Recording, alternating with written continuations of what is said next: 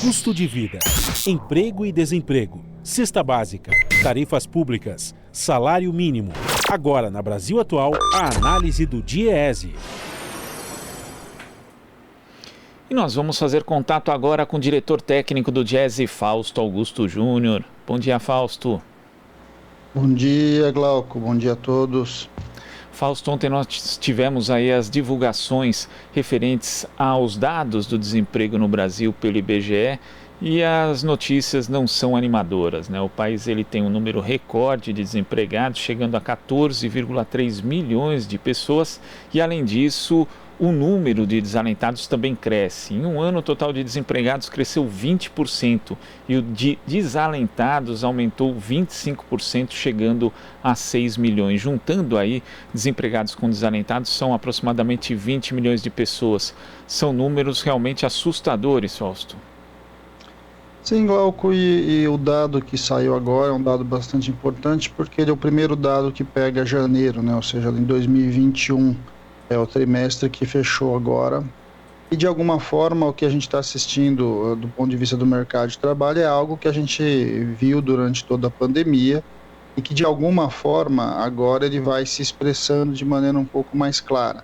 Há uma expectativa, ou pelo menos havia uma expectativa, de que o mercado de trabalho ele melhorasse, né? E até porque o próprio CAGED tinha, apesar dos seus problemas, ele tinha mostrado um crescimento no número de vagas. Mas o que o dado vai trazendo para a gente é que, de novo, o mercado de trabalho sofre com a questão da pandemia e atinge aí o seu maior índice de desemprego desde que a série histórica está sendo acompanhada. E mesmo quando você vai para trás, né, ou seja, tenta fazer um ajuste em relação à série anterior do próprio IBGE, a gente vai vendo que essa taxa é uma das maiores taxas da nossa história em mais de 30 anos.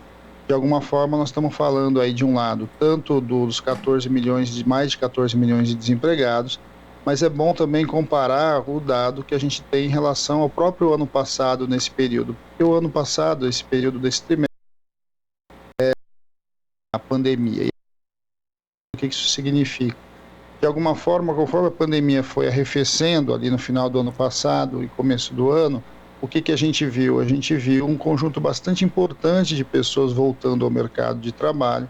Essa volta ao mercado de trabalho, ela puxa a taxa de desemprego para cima, mas na prática, Glauco, para você ter uma ideia, nós estamos falando que alguma coisa perto de 8 milhões de pessoas, comparando com 2020, o trimestre, né, que terminou em janeiro de 2020, com o trimestre que terminou em janeiro de 2021, mais de 8 milhões de pessoas saíram do mercado de trabalho. Então você pode colocar a soma desses 8 milhões com o número de desempregados, que vai dar aí para a gente mais de 20 milhões de pessoas, se for comparar a diferença entre ano passado e esse ano. Ou seja, esse é um pouco o impacto da pandemia do mercado de trabalho. E vamos lembrar que janeiro ainda, esse período aí, dezembro, janeiro, era um período relativamente bom ponto de vista pandêmico. A gente ainda estava com as curvas de contaminação e de mortalidade no patamar muito menor do que nós estamos vendo agora, que coloca para nós um desafio que muito provavelmente é o que a gente vai assistir nas próximas publicações da pesquisa, e que deve mostrar o que está acontecendo em fevereiro e depois em março, é que a situação do mercado de trabalho deve se agravar muito. Isso não é para quem está, não só quem está acompanhando os números, mas para quem está vivendo a realidade do nosso país, sabe que isso não é nenhuma surpresa. Não é à toa a necessidade e o debate com relação ao auxílio emergencial, porque uma parte bastante importante da população brasileira perdeu seu emprego, perdeu seu posto de trabalho, perdeu sua renda. E isso coloca alguns desafios aqui para frente, que de certo modo compromete uma parte importante do ano. É muito difícil imaginar esse mercado de trabalho reagindo antes de você controlar a pandemia, de um lado, e de outro, é sempre bom lembrar, né? Mesmo quando a pandemia começou, a gente estava com taxas de desemprego beirando os 12 milhões. Então, que a gente viu um salto muito grande do ponto de vista da pandemia, e agora o que a gente está assistindo um pouco é esse acomodamento. Só que como a pandemia faz o repique, a gente de fato nunca termina esse mundo pandêmico. Ele não terminando, ele impressiona o mercado de trabalho e coloca a situação das pessoas cada vez mais difícil. Ao mesmo tempo, a gente está vendo que quando começa o processo de retorno aí do trabalho, alguma coisa assim, ele impacta principalmente o setor aí vinculado ao setor da informalidade, né, o conjunto de trabalhadores informais. É o primeiro que reage ali de alguma forma a gerar postos de trabalho. Na outra ponta, só que esse também é o setor que é mais impactado por esse sobe e desce da pandemia, e coloca uma série de dilemas para as pessoas. É bom lembrar que nós já estamos há mais de um ano, então, com a pandemia aí colocada, e que de alguma forma os mecanismos das famílias, né, as possibilidades que as famílias têm hoje de lidar com essa questão da taxa de desemprego é muito diferente do que a gente tinha um ano atrás. Seja porque o custo de vida cresceu muito, seja porque, de outro lado, a própria reserva que as famílias poderiam ter já não existem mais, uma vez que já passou aí quase um ano. E é interessante observar também as declarações do presidente Jair Bolsonaro, Fausto, porque ontem ele disse que a população brasileira tem que voltar a trabalhar. Primeiro que a população brasileira nunca deixou de trabalhar, né? As pessoas que uma minoria conseguiu fazer home office e boa parte daqueles que estão no mercado informal, infelizmente não tiveram condições de sobrevivência econômica por conta da redução do auxílio depois da suspensão do auxílio emergencial e precisaram continuar saindo às ruas, se arriscando, se expondo à contaminação para trazer alguma coisa para dentro de casa, já que o governo demorou demais nessa questão do retorno do auxílio emergencial. E quando a gente vê outros dados também, Fausto, né, juntando o desemprego, o mercado informal, as pessoas simplesmente não dá para dizer, olha, vocês têm que voltar a trabalhar, porque não existem condições hoje no mercado de trabalho dessas pessoas serem reinseridas. Por isso, a necessidade do auxílio emergencial se torna ainda mais premente, mas um auxílio emergencial de R$600 ao menos, né, Fausto? Não, sem dúvida, Glauco, e para você ter uma ideia do que a gente está falando, as pessoas, primeiro, como você disse, nunca deixaram de trabalhar, mas um conjunto bastante importante nesses dados mostram que eles voltaram a trabalhar. E foi exatamente pelo retorno deles ao mercado de trabalho que a taxa de desemprego subiu. Ou seja, ela subiu porque um conjunto de pessoas que tinham desistido de procurar emprego no Brasil, eles retornam ali nesse trimestre, impulsionados inclusive por conta aí quando a pandemia estava arrefecendo, e quando eles vão para o mercado de trabalho, eles não encontram emprego. Ao não encontrar o emprego, a taxa sobe, né? O que os números mostram para a gente. De alguma forma, o que a gente está insistindo é que enquanto você não controla a pandemia, você minimamente não consegue estruturar investimento, não consegue reorganizar a economia, você não consegue gerar emprego. Isso é o mínimo do que a gente está esperando. A discussão do auxílio emergencial é uma tentativa de mitigar esse problema, né? Inclusive de colaborar para que as pessoas possam, de fato, ou pelo menos uma parcela delas, possa ficar em casa, possa diminuir a contaminação, enquanto a vacinação deveria acelerar, que vai de fato resolver ou minimamente encaminhar o controle da pandemia. Como você não tem nem de um lado a vacina, ou melhor, tem ajudado muito, muito a menos do que a necessidade. O próprio Ministério agora acabou de anunciar que a vacinação em abril será metade do que tinha anunciado antes. Ou seja, como você não encaminha de fato a questão da vacinação, de outro, você não resolve o problema do auxílio emergencial. Vamos lembrar que R$250, que deve ser a média do que vai sair a partir de abril, significa R$5 por dia. Ou seja, uma família que tenha como renda R$5 por dia, é inevitável que ele vá buscar novas formas de remuneração, novas rendas, para poder sobreviver.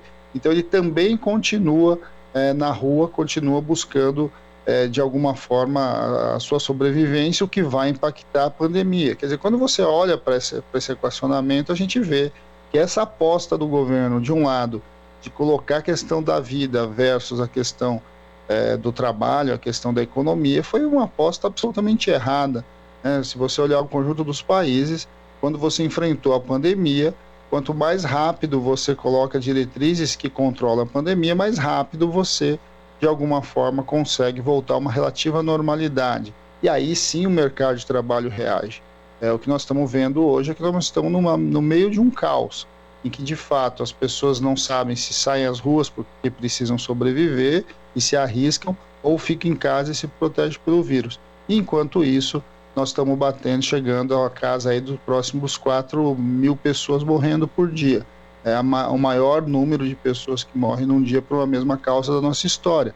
Então é algo que está bastante assustador a posição do atual governo em relação a não compreender que vida e trabalho, vida e economia andam juntos. Não tem como separar isso. E cabe ao governo, inclusive, articular as ações de controle e garantia da vida, e aí a economia responde.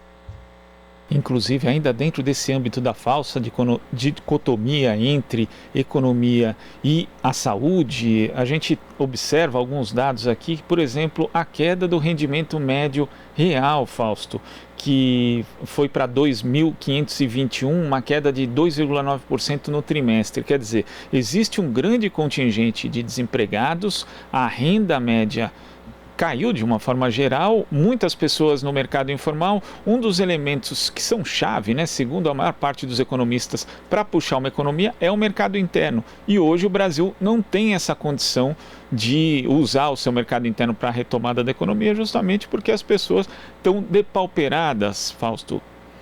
Não, e mais do que isso, Glauco, o que a gente tem assistido é que mesmo quando a gente trabalha, quando a gente trabalha com a renda, né, com a renda disponível, ela vai pegar a renda de quem está empregado, ou seja, de quem está conseguindo trabalhar. A renda caiu para quem está conseguindo trabalhar, ou seja, isso é um dado. Essa renda, a renda real, ela é atualizada pelo índice geral de inflação, mas a inflação de alimentos, que é a inflação que impacta diretamente os mais pobres, ela, de certo modo, é bem mais alta do que a inflação geral, o que coloca também uma questão muito grave aí. Nós estamos vivendo hoje um momento de carestia, em que a diferença entre o que o sujeito recebe e o quanto evoluiu a sua renda e aquilo que de fato o preço custa ali no supermercado impactou demais, né? E de alguma forma a gente está vendo que cada vez menos as pessoas conseguem comprar com a remuneração que eles tinham, ou seja, você não teve uma recomposição salarial efetiva ao longo do ano passado, até por conta da crise econômica e da pandemia. Por outro lado, você teve uma aceleração dos preços, e uma aceleração dos preços principalmente de itens básicos. Isso coloca para o Brasil uma série de dilemas ali. A população está cada vez mais pobre, está cada vez conseguindo comprar menos, e o mercado de trabalho está cada vez mais comprimido. O que coloca para nós um sério desafio. Não vai ser no curto prazo que a gente vai conseguir recuperar isso. A partir do momento que você conseguir controlar a pandemia, o mercado ainda vai precisar de um tempo para conseguir equilibrar a questão do emprego. E vamos lembrar que o atual projeto é um projeto que trabalha e aposta numa alta taxa de desemprego para reduzir a renda média do trabalhador. Esse projeto que está aí em andamento acredita que de fato vai ser isso que vai minimamente aumentar as margens de lucro das empresas, e é assim que elas vão investir. É o oposto do que nós acreditamos, é o oposto do que a nossa história mostra, e que quando a economia melhora, a renda melhora, você tem ali um círculo virtuoso que vai impulsionando a própria economia para frente. E a gente está vendo isso quando o Banco Central ele aumenta a taxa de juros, e ao aumentar a taxa de juros ele vai tentando esfriar a própria economia que já está gelada.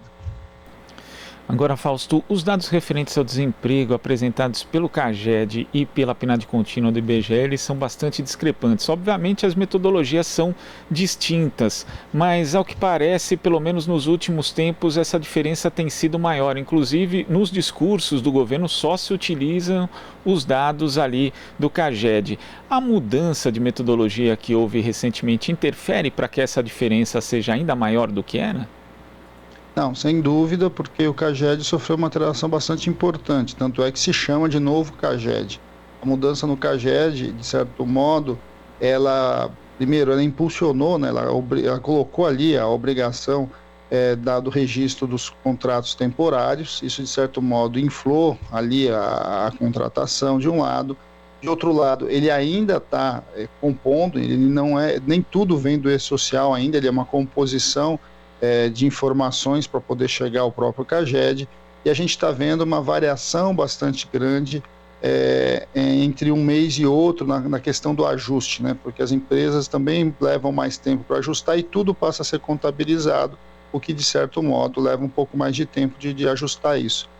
A gente tem algumas questões colocadas em relação ao CAGED, porque quando você compara, quando teve ali em 2019 um paralelo entre o velho CAGED e o novo CAGED, a gente viu uma diferença bastante grande no saldo do CAGED novo para o CAGED antigo, o que coloca para nós a seguinte questão: eles são incomparáveis, né? Então não é possível você afirmar que janeiro, fevereiro, como o governo diz, foi o melhor mês de geração de empregos da nossa história, porque esses dados são incomparáveis com os dados anteriores. Mas isso não quer dizer que você não esteja gerando empregos em janeiro e em fevereiro. É óbvio que você gerou empregos e o próprio dado da PNAD confirma que você gerou empregos. Menos do que o próprio CAGED diz, mas você gerou empregos. O problema, Glauco, é que nós estamos numa economia tão complicada, numa taxa de desemprego tão alta, e essas questões elas acabam sendo soterradas de fato, né? Essas discussões metodológicas acabam indicando menos do que elas de fato são. Primeiro porque o CAGED não pega toda a questão do trabalho informal, e mesmo o dado da PNAD, quando a gente pega o desemprego aberto, não pega esses 8 milhões de pessoas que eu falei para ti que saiu do mercado de trabalho entre janeiro do ano passado e janeiro desse ano. Então, quando a gente olha para a composição inteira do mercado de trabalho, por mais que você tenha gerado muitos empregos no setor formal, como o CAGED indicou, o número de pessoas que saiu do mercado é muito grande, né? E na outra ponta, é bom lembrar também que muito do que saiu no CAGED tem a ver com o programa ali de permanência do emprego que foi criado. Então, muitas pessoas ao longo da pandemia, elas também saíram do mercado de trabalho com seu contrato suspenso e passaram a receber lá o seguro-desemprego a partir do programa de manutenção do emprego. Com isso, o que aconteceu em janeiro, também em fevereiro, é que muitos desses contratos voltaram à ativa e eles passaram a ser registrados novamente. Isso também impulsiona a própria geração de empregos. Então, quando a gente olha ali para o dado do CAGED hoje, ele é um dado que está, de certo modo, distorcido, não por conta da metodologia, não por conta do próprio problema do CAGED, mas por conta da situação pandêmica e das medidas que foram ocupadas, e que a gente vai só com o tempo poder olhar como o novo CAGED de fato vai representar ou vai expressar a geração de empregos reais no Brasil.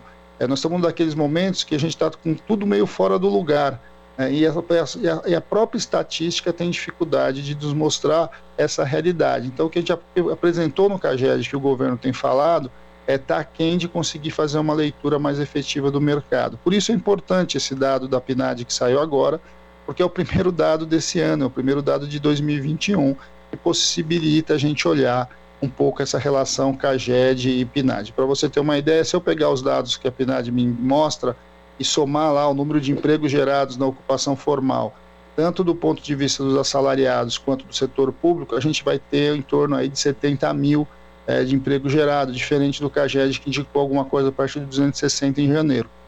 Então a gente ainda tem muito tempo aí, os próximos números vão ajudar a gente a compreender melhor para onde está indo a questão do mercado de trabalho. O problema é que, por outro lado, a gente tem um quadro pandêmico que de novo saiu do controle e de novo vai alterar bastante a nossa realidade do mercado de trabalho e do desemprego no Brasil. Infelizmente. Fausto, eu queria agradecer sua participação aqui no Jornal Brasil Atual e até a próxima. Até a próxima, Glauco. Bom dia a todos novamente e boa Páscoa a todos. Igualmente. Nós conversamos aqui com o diretor técnico do DIEESE, Fausto Augusto Júnior. Você está ouvindo Jornal Brasil Atual. As notícias que os outros não dão.